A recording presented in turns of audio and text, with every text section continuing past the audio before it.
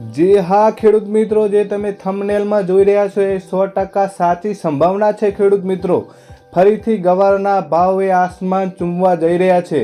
એક મળતી માહિતી માર્કેટ યાર્ડમાંથી જાણવા મળ્યું છે કે મિત્રો ગવાર ફરીથી આસમાન ભાવ ચૂમવા જઈ રહ્યો છે। મિત્રો જે પણ ખેડૂત મિત્રોએ ગવારનો સ્ટોક કરીને મૂકેલો છે તે હાલ કાઢવાની જરૂર નથી।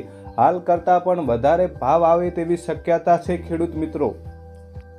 ગવાર જે વિદેશમાં મોકલવામાં આવે છે તેમાં કટ પડવાથી તેનો ભાવ વધારાની ફૂલેફૂલ શક્યતા છે ખેડૂત મિત્રો, જે તમને અમે આગલા રિપોર્ટમાં જણાવીશું।